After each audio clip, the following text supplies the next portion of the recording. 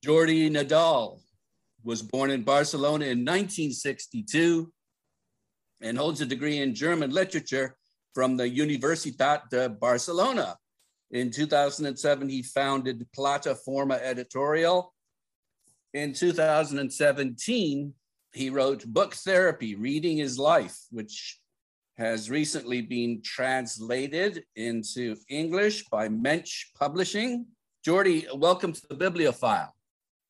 Thanks a lot. Thanks for the invitation. Thank you for letting me among you book readers and book people and bookworms. It's lovely to be in this sort of nice tribe. Very good. First question, are you related to Rafa? No, I simply want to be so good in publishing as he is in tennis playing. Sometimes when I go to a hotel and I make a booking, I'm Jordi Nadal, not related to Rafa, but in publishing so good like Rafa. And they give me always a good room because they like people who show off that tenderly. Okay. The epigraph to the book, Auden, you quote, "We were put on this earth to make things. Reading is not making things." Well, reading is deconstructing and reconstructing things. Reading is naming things, and by naming, you sort of give things and feelings and thoughts and memories a place to become maybe true or almost true. There is a Spanish writer, Juan Ramón Jiménez, who won the Literature Nobel Prize many years ago, who said, "Hacer es vivir más," I quote. So translated would be, quote, "Doing things is living more," end of the quote. By reading, by writing. Yeah, writing is doing something. What do you create when you read? We create a silent conversation, a silent talk with the author. Two lonely people are talking unknowingly, and they might be helping one each other, more the author to the reader, definitely. But me being a small author, when I get the feedback of a reader, even if it's a bad one, it's rewarding. Life would be too tough being too lonely, and reading is being less lonely. So what? You're creating a feeling then? Feeling and thoughts, because when you read Elena Ferrante, I'm a man, 59 years old, and I read Elena Ferrante, her 4 novels about these 2 friends in Neapel from 1940s to 2000. I grasp, I understand, I get a hint, I get a hinge, I get a hunch, I get a flavor, I get an in-depth feeling about how some women think. So reading makes me more complete or makes me less incomplete. Well, it seems to me that what you've created originally anyway is what, 1,800 reports on books. So that's something you've made. Yes, the thing is, when I was 16 in high school, I had good teachers on literature, on history, on arts. And even if I was planning to do some economics or maths or engineering or whatever, all these great teachers are magnets, and they attract you, they win you for the cause. I had very good teachers in humanities, so to say. So I started to do a very small report when I was 16. This is 43 years ago, about every book which I've read. First handwritten, then with the computer. And now, as per September 30th, 2021, I have 1,981 reports, which gives me a small proof about how little I've read, because when I go to the Frankfurt Book Fair every year for over 30 years, there are 1 million new books and new releases every year there. So we have to be very humble, because a person may he or she have read 500 books or 5,000, those are drops in one ocean. The thing is, if you have read, let's say, 200 or 300 good books in your life, you are walking in life with bodyguards of great people taking care of you somehow. Great books are giving me the chance to understand better the world, to understand myself a little bit better, or simply to cope with not understanding anything at all, but at least I can go with heads up, looking ahead. It's nice to read books. It's energy, it's pure energy. It rejuvenates me too. What do you say to people who would criticize your list? You've got 33 authors. What would you say to someone say it's not diverse enough? I would say in the graphic industries and in publishing, there is this tool, the Pantone, with the colors, with numbered, right? And the Pantone has 1,114 colors, okay? So there are people who only see one color. Those are fanatics. Fanatics are people who do not want to change neither the topic nor the opinion. There are some people who can allow yourself to grasp two colors, black and white. But I like many colors, and I don't want to impose my taste to other people. I put Marc Aurèle. If somebody doesn't like Marc Aurèle, so be it. I don't need to try to convince somebody about if Marc Aurèle is worth to be read or not. Because if I have to try to convince someone about if reading Marc Aurèle, the Emperor, is worth, I am wasting my time. Because this somebody might be having way too strong prejudices. So be it. I don't need that other people share my opinion. It would be quite too boring. What do you say to the people who say it's not diverse enough? You don't have enough Black or authors or women authors or indigenous authors. What do you say to them? I don't take care about groups. I take care about individuals. I think the absolute freedom is respect individuals instead of groups. If other people need the group to give them coherence, it's their call, it's their choice. But I am not enjoying a book because it's written by somebody who shares my political opinion. Louis Ferdinand Céline, an awesome, a great, an extraordinary author, and he was a terrible anti-Semite. But as an author, Voyage au bout de la nuit, Voyage or Trip to the End of the Night, is a masterpiece. I'm reading it right now. This is one of the very few works in my life which I've read twice. Elias Kennedy said that he has read only a couple of works twice, among them Les Rouges et les Noirs, Red and Black by Stendhal. I've done the same. I love Elias Kennedy. I don't need that my political opinion on Louis Ferdinand Céline shrinks my capability of enjoying a masterpiece. And I enjoy reading Voyage au bout de la nuit because it's a masterpiece. And, you know, sometimes you might want to be always politically correct, but, you know, in life, the thing is the following. When you are dying, when I'm dying, my friends are going to be sad. When I'm dying, my enemies will be happy. And from today until the day where I'm going to die, I'm not making elections to try to convince people who have not made up their choice about me. It's all about accepting friends and enemies and being yourself. Expressing a free opinion with respect is nothing but a nice truth.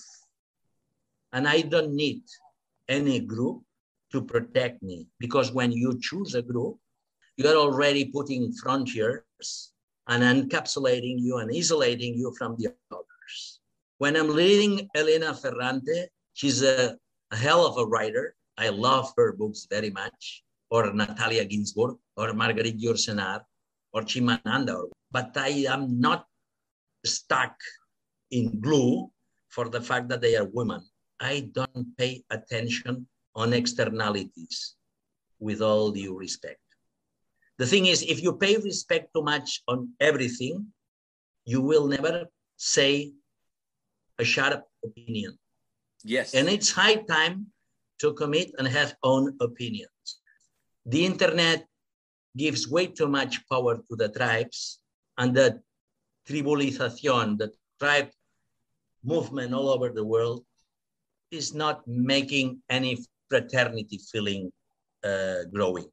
So we are in front of a growing problem, because in the internet and through the groups, you are only given confirmation by the people who are like you. Hence, there is no real diversity. Well, the other thing too is that prizes are now social programs. Yes, I think it was Roland Barthes who said everything is about sex except sex, which is about power.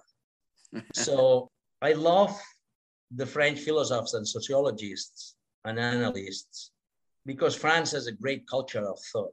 Lycée français teach children to penser et raisonner, no? Thinking and developing a judgment.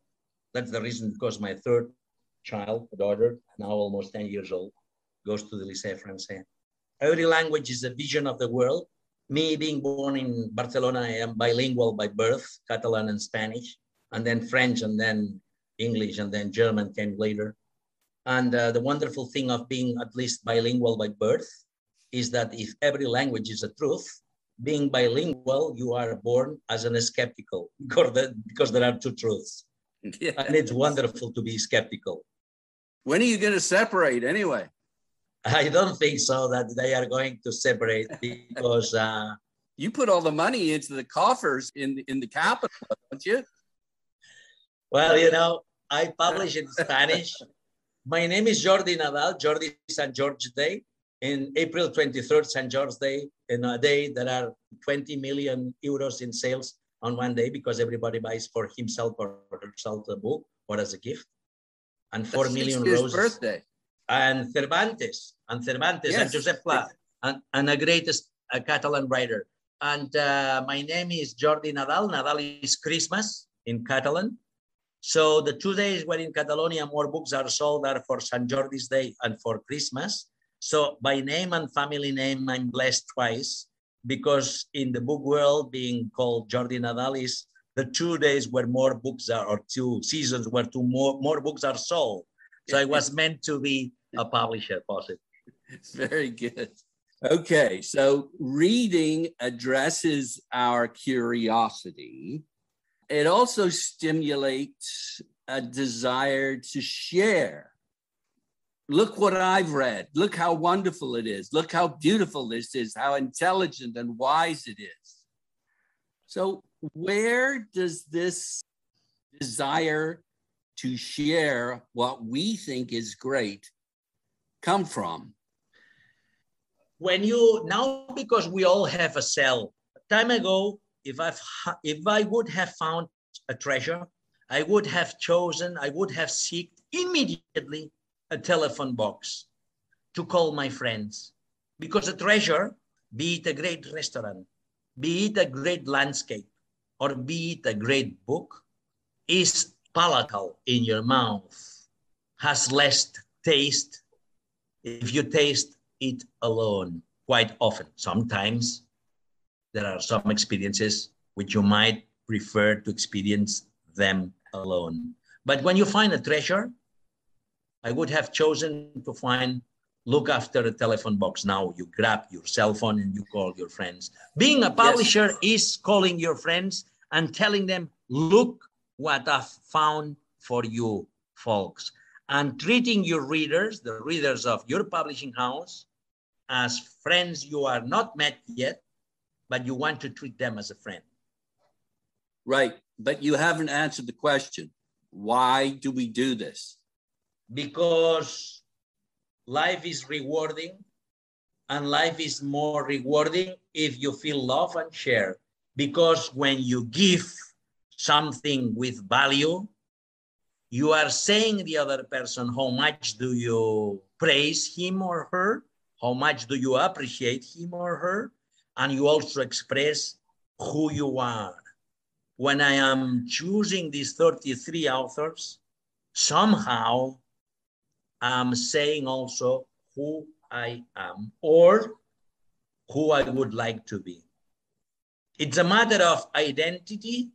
It's a matter of generosity. It's a matter of giving back what the world gives you. It's a matter of having fun, enjoying, sharing. At least to me. Basically, what you're doing is you're taking pleasure by providing advice on what you think will give someone else pleasure. Of course, if I see a movie by Fellini or by Kurosawa or by Francis Ford Coppola, I'm recommending it to see. And if I see as a Russian movie, Anton, quite recently, a month ago, and it's a great movie, I say this to my friends. I'll choose the link and I send the link per WhatsApp to my best friends. I know that, but I still wonder exactly why we do this. Is it because it gives us pleasure to give other people pleasure? Is that it? Yes, and not only, I mean, naming things, recognizing things, sharing things, understanding things belongs to the very, very, very essence of life.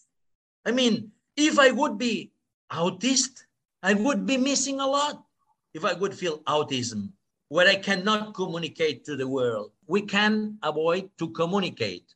So if we have to communicate, be it willing or unwilling, let's communicate things, thoughts, and ideas who are relevant and who are contributing to the truth, beauty, and bondad, goodwill, being good, beauty, and truth. I love the Aristotelic world. I love giving.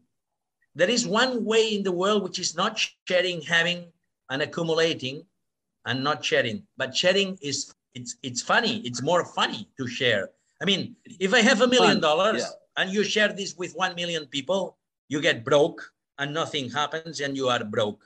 But if I have a book which I've loved and I share this thought with 800 people and 10 people buy this book and they might share my taste, I might have been making happy 10 people with this one recommendation of one book. If you come out of a great piece of art, be it a theater play or a movie or a concert, you come out of the place and you share it with the people if it's awesome, if it's good, if it's great. It's all about sharing. Why on earth should I not say when I've read James Salter, how much did I enjoy to read James Salter? It would be mean. It would be stingy on my side, not sharing this joy with some folks. I might think they might appreciate this. You want to make their lives better. They are making my life better too, because they give me good pieces of advice as well. In Spain, where we are all people, we steadily speak about restaurants, you know. I mean, I go almost four days a week to a restaurant at lunch. That's the reason, because I'm chubby. I read a lot. I like to drink good wines and so on. When you find a good restaurant, you tell your friends. You travel to Spain and you say to a friend, oh, look, I am in Oviedo. And they recommend you 10 restaurants in Oviedo. I am in San Sebastian. They recommend you 10 restaurants. People recommend, not, I mean, there might be people who want to recommend a restaurant to show off. But if you are sincere, if you are honest, if you are a good person, if you are decent, if you salute people's dignity, you give them a good piece of advice, because it's a way of simply being a better person. Jesus, for Christ's sake, it's better to be or try to be nice than being a pain in the ass. Yeah, you make someone happier, I guess, because you are happy. They may not enjoy the food that you enjoy, but at least you're trying to do them a favor. Albert Camus, by large, the writer who has had more influence in my life, he said, I quote, now I'm translating from French into English by heart. It might be not a perfect translation. I quote, we have to contribute to happiness and joy in life because this is one unhappy world, end of quote. It's all about choosing. Imagine that the world is like a mountain falling apart and the earth is going down like after an earthquake or something like this and goes down. There are two choices. Either you are part of this mountain falling apart, falling down, or you try to be a sort of very strong iron network trying to hold the mountain. Either you are part of the problem or you are part of the solution. I love the idea about a community of people who try to help. I'm not trying to say that I'm Mother Teresa. I am not. I'm not Nelson Mandela. I'm not trying to be Nelson Mandela. I simply want to be a good publisher. I've got a question for you on this topic about publishers. The problem is that all publishers say that their books are great and that you really need to read them, even if it's not true, because there's a lot of crappy books out there. Well, I have to say I'm a publisher which has published a book, Book Therapy, recommending 33 authors, and 32 of them are from other catalogs. And I've been writing in one of the most big national newspapers in Spain, La Vanguardia, once or twice a month for over 2.5 years. And I'm recommending books by other publishers. So there is one big, giant difference between a publisher who is selling his product, her product, and me being a content creator. I recommend good books, even if I'm not the publisher, because in my industry, when a company who is my competition, when they publish a good book, me, instead of feeling envy, I feel admiration and gratitude. I understand that, but what I'm saying is that every publisher thinks that every book that they publish, you should read, and it undermines the truth. I mean, I've published in 14 years 1,000 titles. We have been talking for almost half an hour, and I haven't been raising any name, I'm not suggesting you in particular. I'm talking about the industry as a whole. They promote their books as being the greatest book that's ever been published. It's not true. Elias Kennedy has a thought, which is, there are many thoughts. I like his aphorisms. One of his aphorisms say, speak only once in every 100 years, only one sentence. If I would be filthy rich, I would publish 10 books a year. As I am not filthy rich, I'm not even rich, I'm publishing 60, but I'm not publishing 200, okay? What I mean, this difference between 10 and 60, well, I have 12 employees, so I need turnover. We all need turnover. There is no purity, I would say, in no industry. I mean, all industries have good things and some things. Knives are wonderful to cut vegetables to prepare a stew, but if this knife is for stabbing someone, then it's a terrible tool, right? The publishing industry, nevertheless, is, in my opinion, doing more good than evil, because there are other industries, we don't need to name them, but there are giant segments of industry, legal and not legal, who are devastating to the world. And the good books being published by good publishers, by good authors, written by good authors and published by good publishers are a positive contribution to the world. Very good. Okay.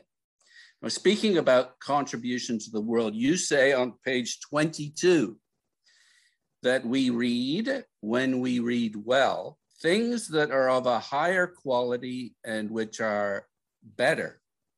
The best reading material makes us better or less bad. And of course, I'm going to bring up the cultured Nazis and also the literary professor who sexually abuses his female or male students. Of course. That doesn't make us better necessarily. No, not necessarily. But Albert Camus said we have to judge communities for the best representatives, for the best people among these communities. So how are the Germans? Let's judge them for the best Germans. How are the professors at the university? Let's judge them for the best professors of the university. Norway is a great country. And there was a man who was nuts and killed so many people in Utoya, right?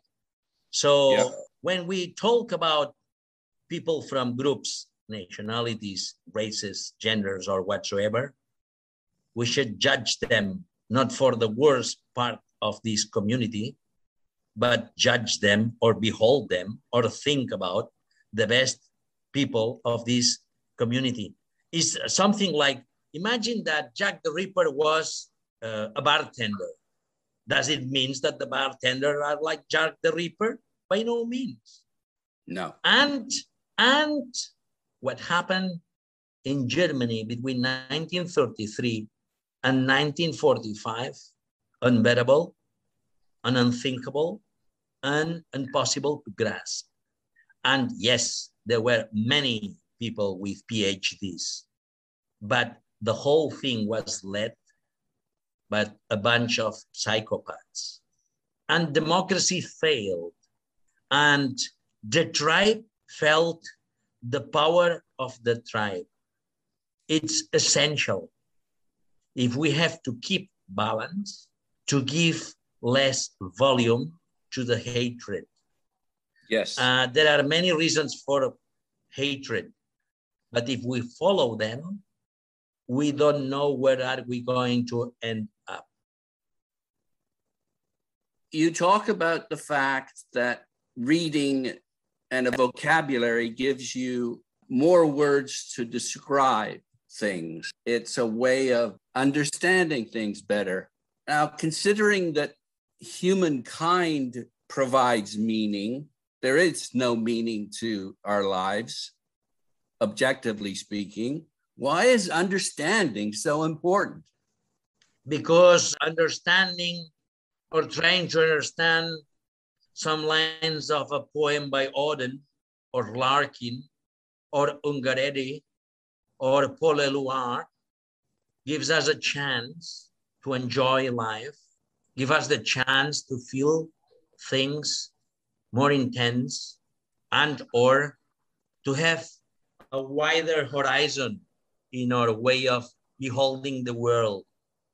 When you listen to a lied by Schumann, which gives music to a poem by Eichendorff, and then the poem goes, Es war, als hätte der Himmel die Erde still geküsst, which would say in English something like, it was as if the heaven would have been kissing silently the earth. Well, I don't know if I understand this properly or completely, but there is pure beauty. I need this pure beauty. I do not explain the beauty of a rose, but there is beauty in a flower. There is beauty in a landscape. There is beauty in the seashore. There is beauty in the Great Canyon. There is beauty in a forest. And there is poetry as well. And there is a mystery in it as well. I don't think that science explains everything. Science explains many things, but I don't know if everything. I don't think that religion explains everything. Explains many things, but not everything. So I need to grab from different parts of the world things, thoughts, ideas, which give me the energy and the wish, the urge, the need to try to understand and grasp and enjoy. You also talk about reading it gives us the strategies and strength to deal with challenges. Sure. I mean, if there would be a fire in my house, I would ask for a fire extinguisher. And if the fire is very, very big, I would call the fire service, right? The fire, how do you call the fire unit? But in life, there are some situations which are tough. And there is no fire extinguisher. You cannot call 911 to, if you are divorcing, or if you are losing somebody you love, or if you are experiencing a betrayal, or you get heavily disappointed or cheated or whatever. And the books you have read compose a sort of first aid kit to try to put band-aids in your life. Plus, the same way that if you are growing old, all doctors recommend you to swim or to do Pilates or gymnastic or whatsoever to have a more stable situation for your back and spine. Having read good in the past gives you a good spine for your soul. Okay.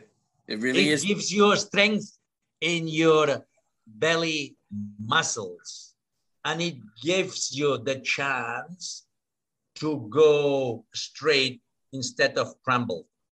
You limp less if you have read well. So if you're a coward, how does reading make you courageous?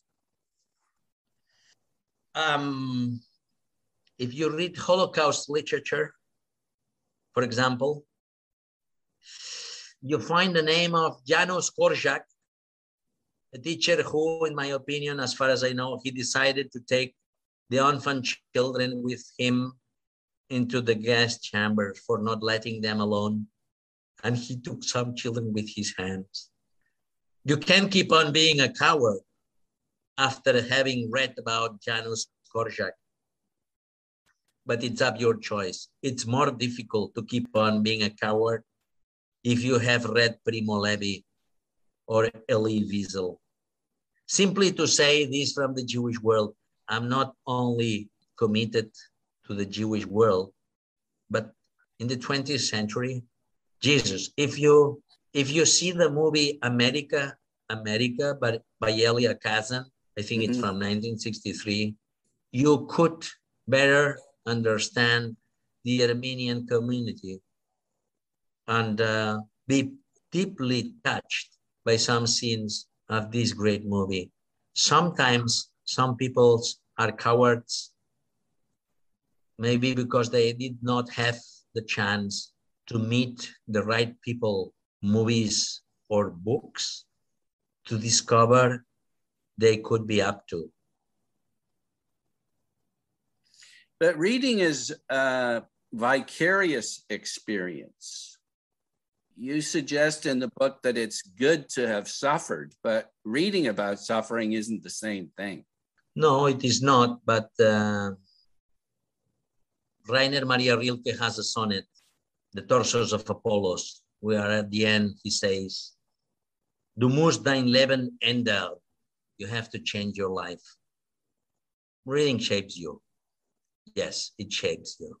If you have read many books and after reading 100 or 200 good books, people can be Goretex or Geox. Geox breathes and Goretex is not, the rain is not going through the textile.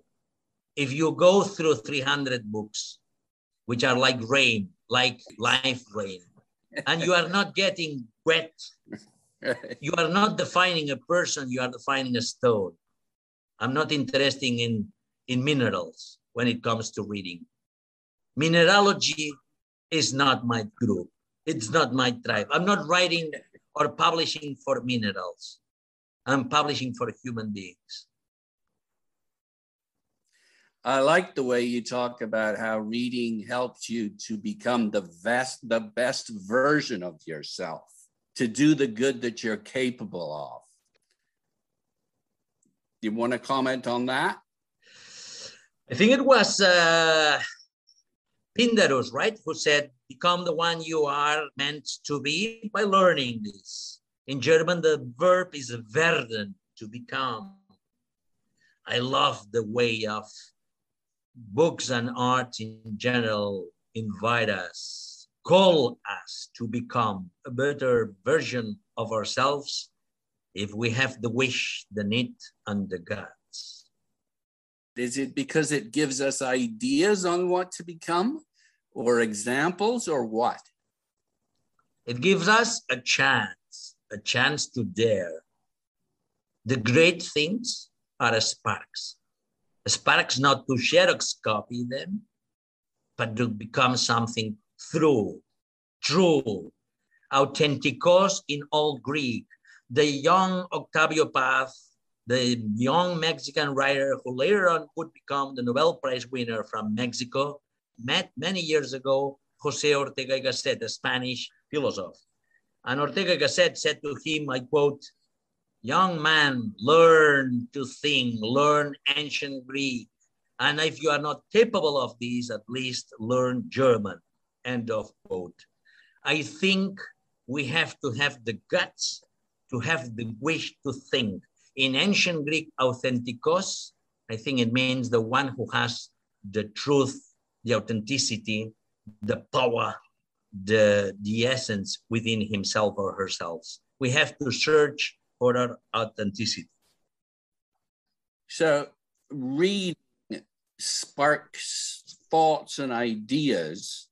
It's up to us to act on them. Of course, because it would be terrible to be completely alone, and to be fulfilled, you need the others. We are given by nature the possibility to say I, you, they, and so on, he, she, we.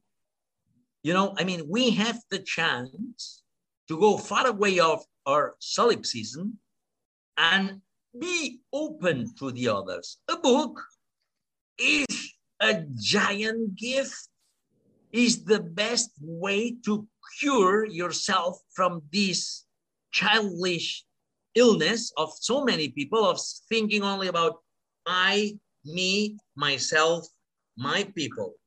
People should look a little bit far beyond their navel and look the horizon, look at the stars, look far away beyond them.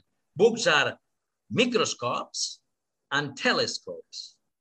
Books allow us to see the tiny things inside us and the faraway stars far away from us. Books are tools. Let's say, I think they give us the ideas, but we need to provide them our own motivation. Of course, you cannot fulfill anything without the person I. But the idea is, okay, I what? I learn or I'm closing myself?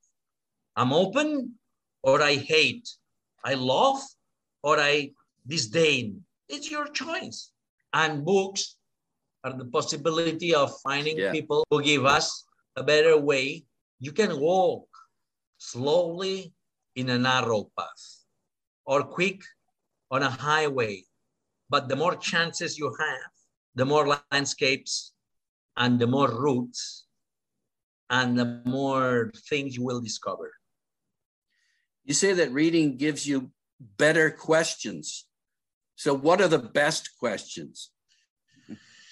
The best questions are those who are letting us think, letting us doubt, letting us feel the tempo to think it twice. The Sufis have a sentence which goes, I quote, "It's through the wound where the light is coming through," end of the quote. That sounds like Leonard Cohen. Yeah, I mean, Jesus, Leonard Cohen knows a lot. I mean, if I would be Leonard Cohen, instead of writing book therapy, I would have composed a song, which is a way of loving people as well. Look, the great lines of the people who are writing the scripts of the great TV series, those are great novel writers, because sometimes with one line, you can condense so many truths and feelings, right? So what we have to say is salute the best of everything. So is it a book better than a movie? No, it's better a good movie than a bad book. But a good book is better than a bad movie. So is it a competition between books and movies? By no means. Is it a competition between books and theater? No. Between books and music? No. When I'm listening The Partisan by Leonard Cohen or Susan Takes You Down, Jesus, I can only feel gratitude. For me, it's a choice between not all of those things, TV or opera or whatever it might be. It's reading or actually doing what I'm passionate about, which is collecting books and ephemera and thinking about what I've found and then writing about it. That's what competes with reading for me.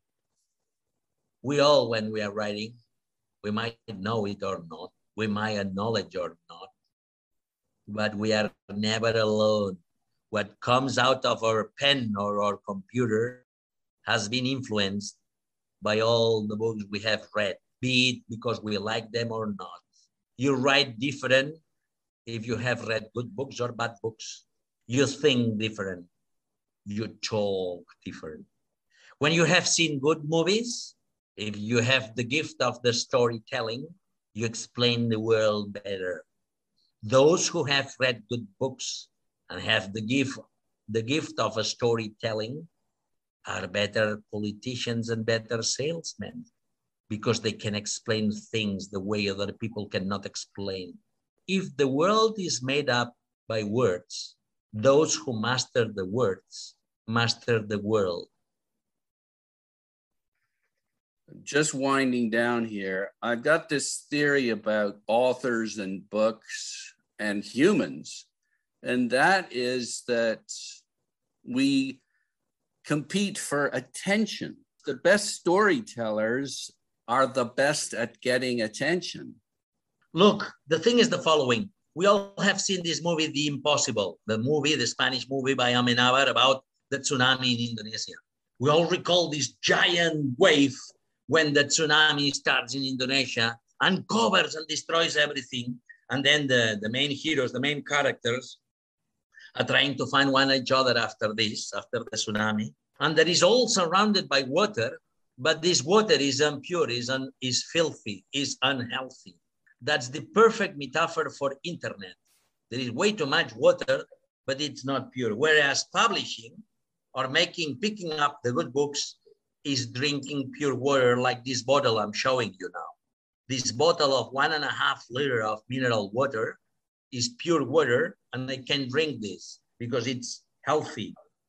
Publishing books or making good books or making good book decisions, putting the right books in the right shelves or in the right tables of a good bookshop helps to put order in this economy of the attention. We have way too many things to distract us.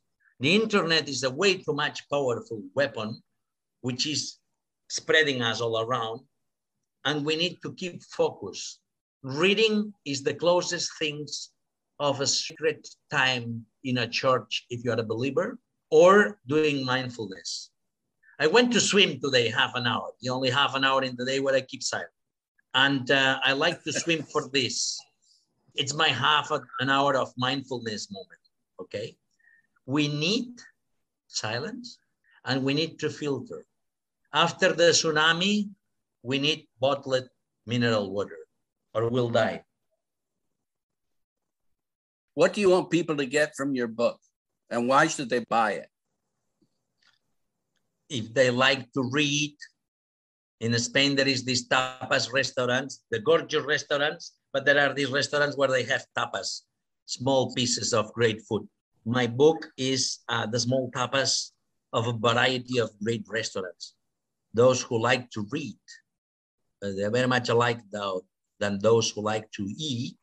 They might have finding joy in sharing some of the tapas. I invite them to have a taste.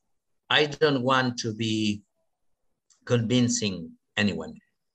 I simply have written book therapy as a token of gratitude to literature. Actually, this book came from a meeting in June of 2017 with the human resources manager of the biggest bank in Spain, 30,000 employees. And he said to me, Jordi, you are among the business people, maybe not the best businessman, but a very well-read person. And among the great readers, you might not be the best reader, but you are a hell of a businessman. You are in the threshold. Why don't you prepare me a course for my people? And you use the literature you have read, not Peter Drucker, business literature, but literature, Chekhov and so on, to prepare my people, my middle management and management, top management, to be better managers and better people.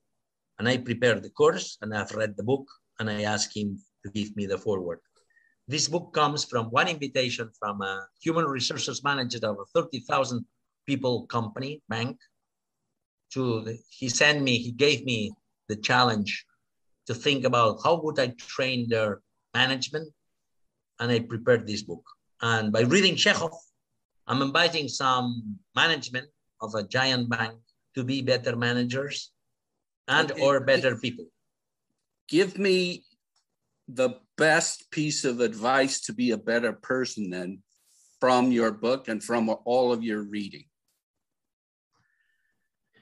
Two pieces, one by Albert Camus and one by Chekhov. Simon Lies said, if you have to have surgery by a surgeon, and you have two top surgeons, both are top quality technically, try to choose the one who has read Chekhov, meaning, in my understanding, the one who has read Chekhov will not only operate your body, but he will take or she will take into account your soul. He will see your sorrows, your joys, your human greatness. And then Albert Camus in his unfinished novel, Who Couldn't Be More Perfect. The First Man, he spoke about a teacher in a small school and this teacher, he wrote obviously about his teacher. He wrote about his pupils, about people who were worthy to discover the world. The idea about a great writer feeling this tenderness, remembering his teacher who considered his pupils, his very small children at the school as people worth to be discovering the world. I think this is unbeatable. I think this is pure energy. So what are the two titles then?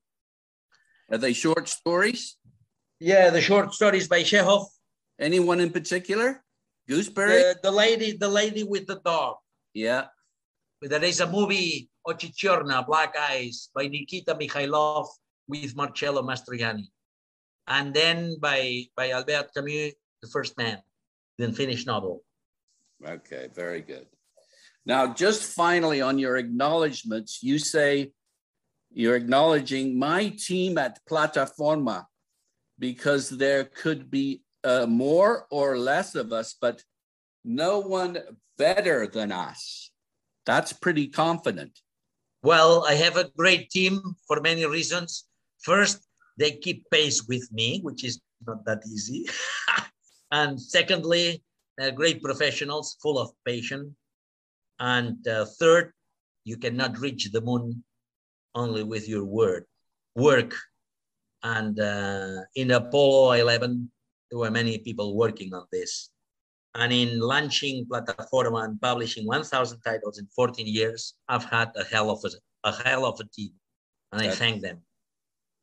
And then you finally acknowledge your friends because all the treasures of art and of the spirit would be colorless without their company. I just want to thank you for being so colorful and thank you. Providing me with company for the last hour. It's been great. Likewise, I give you through Zoom a big hug. Yes. And one day we will do this in Montreal or in Barcelona. If it's in Barcelona, I'll put you in front of tapas, not from my chapters of my book, but of tapas in a great restaurant, okay? I had one of the best evenings of my life when I was in my early 20s, going around to the tapas shops, drinking, and ending up at about 4 a.m. with delicious churros and chocolate. Oh, the great thing of the night is to end them with churros and chocolate. Yes. There is nothing like memories who are bounded with tastes or smells or recalling things you have seen or you have heard. Sometimes we should be more aware about this great gift we are given in this messy world, in this complicated world, in this unhappy world. But then there is Albert Camus who says, we have to contribute to happiness and joy because this is one unhappy world. Isn't he a hell of a writer? He is. He left us too soon. Albert Camus wrote in a piece in what consists being a Mediterranean man. And he said, going around with fresh iron pants, trousers, and a white shirt. Always a white shirt, homage to Albert Camus. There is not a single shirt in my drawer which is not white. Homage to Albert Camus. Wonderful. Thanks again, Jordi. It's a pleasure. All my best and thanks for your kindness. Jordi Nadal is the publisher and founder at Plataforma Editorial and the author of Book Therapy, Reading is Life, published in English by Mensch Publishing. Thanks again.